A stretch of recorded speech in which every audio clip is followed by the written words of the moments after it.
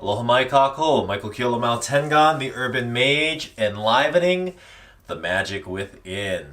So, the bodies, right? We talk about the four body system, our physical, mental, emotional, and spiritual bodies, our levels of awareness in our kinesthetic, psychic, empathic, and energetic selves, if you will. And one way to really just engage the body on all different levels is by working with our fascia. Now, one of the techniques that I work with is called the fascinator method. And one of the reasons I really enjoy this methodology is that it really treats fascia as it actually is. Now, when you hear the word fascia, it's kind of a buzzword nowadays. Often we associate and assume that it's just merely connective tissue, right? Hip bone's connected to the thigh bone, and what connects that is fascia. Now, the thing about it is that fascia is more than just these parts and these components. In actuality, fascia is an organ. And so, in treating it as such, and treating it like an organ, to be able to replenish, to rehydrate, to do things to help to revitalize and restore it as an organ, the paradigm, the way that we see it changes drastically. And as we change how we see and view fascia, it can actually greatly affect us in a number of different ways. It can support in reducing stress, increasing not just our health, our vitality as well, and can really support in our whole process of manifestation. Now, that one seems a little out there, right? It seems like how can rolling, and that's really what the fascinator method is using a roller such as this to apply pressure to these different pressure points in our body, these different areas, the crunchies, the knots within our bodies. So how can rolling and the reduction of this stress within our body help with manifestation? Well, great question. So our fascia is tied to a couple of major systems, one of which is known as the lymphatic system. And so the lymphatic system, basically it's like the Brita filter of our body. It helps to filter out these impurities, yet only when it's active. And so it is activated, if you will, or more so activated when we apply pressure to these different points. Now that helps to flush the system out, and that's great because then if we're talking about manifestation, we want to reduce the amount of stress generally so we're in a more relaxative state.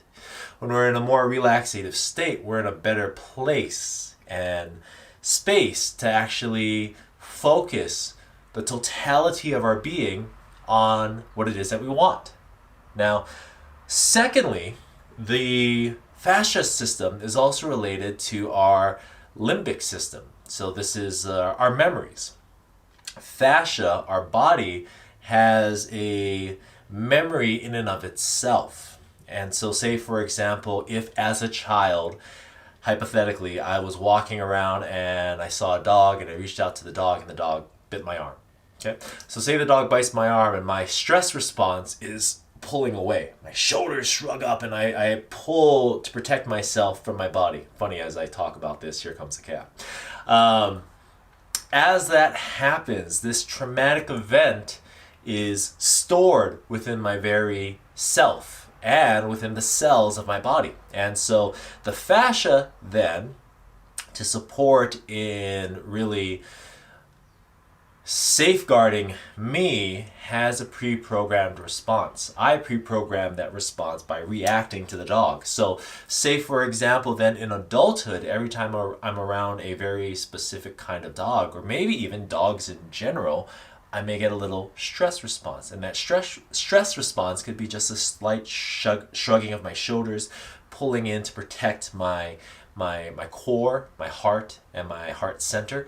And as that happens, then every time I see that, I go into an unconscious reactive state. Now, the thing about the fascinator methodology and really treating our fascia as an organ is that we can ultimately deprogram ourselves by applying pressure to these different areas of stress. In this case, it'd be my chest pulling inward, my traps as they shrug. As I reduce the amount of stress in these areas, I can actually release a lot of the emotional and traumatic areas within my body.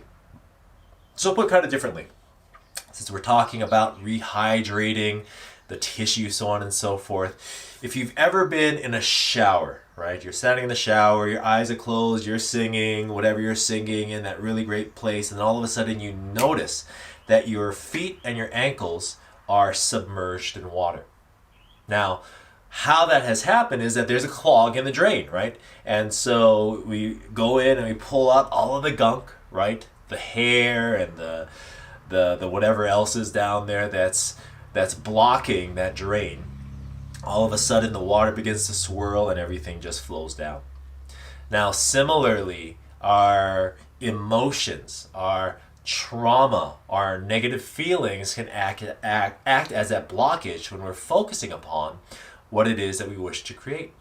And so in focusing upon, again, with our roller, for example, we can actually deprogram the body so we can actually allow a better flow of our own life force, vitality, energy, mana, whatever it is you want to say, as we deprogram, as we flush, as we release a lot of these stagnant emotions that are trapped within the very cells within our body.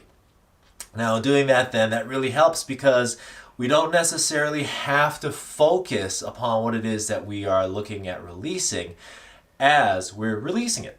So what we're going to be working with in this segment is what's known as the relaxation response. We're going to be utilizing a terrific rolling methodology, the Fascinator methodology, and also looking at instilling within ourselves a breath, a breathing pattern.